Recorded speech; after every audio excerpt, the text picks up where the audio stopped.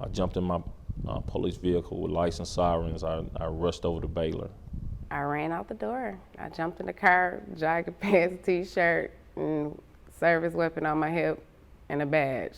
And when I arrived at Baylor, a female officer, she hugged me and told me what was going on. One of the Dallas cars pretty much was on wheels, holes all in the car, and I think those are the things that really hit you, because you look at that and you're like, oh my gosh, this is what these officers are facing out there. No matter how many times I tell this story,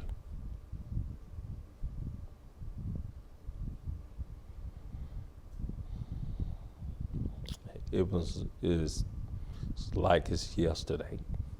I remember helping them get Officer Thompson to our family viewing room. And that's when it hit me that it was an officer, because I saw his boots sitting on the bed with his dog tags hanging over. And that's when it hit me that it was an officer. And I remember Officer Hutchins coming in and inquiring about his officer.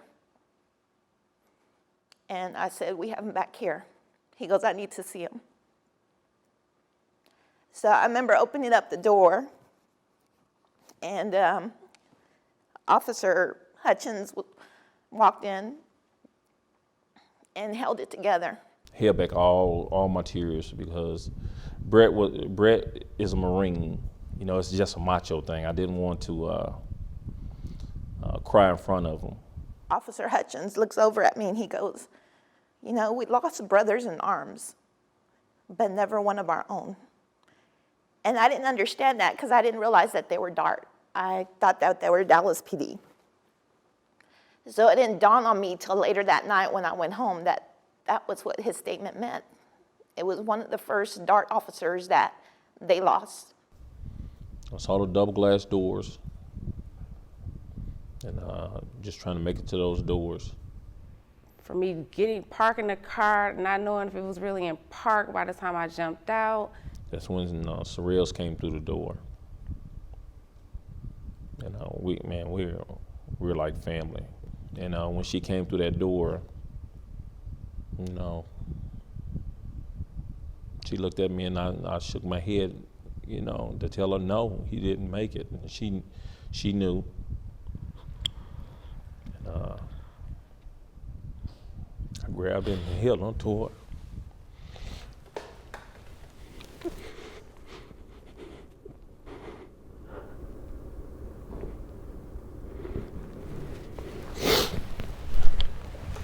I need a break.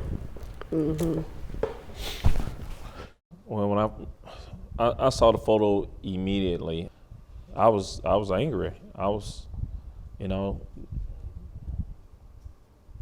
just felt like that was a family moment to me. That was our moment, and it was being broadcasted, over the world. A few people came to me and told me, the picture really moved them, and they were not police, they were not firefighters or nurses. It was just, people on their way to work or, out enjoying their day, and they recognized me from the photo. That area right there should have been secured, where everyone could have shared their emotions, or it's kind of like that's your home, that's your area. Somebody's breaking in your door and capturing things that really were really personal.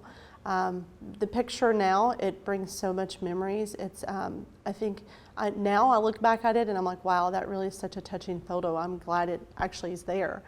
It showed in my heart bravery, determination, and I was going to be there regardless of what was going on in my life. I was going to be there. To me, there's no words needed for that photo. It showed a thin blue line. That picture is my nightstand with my Bible and my best friend's obituary. It's just everything. I think it speaks volumes about our community, about the closeness, and I think it's just going to continue to grow and increase. out of disaster and tragedy, there's goodness.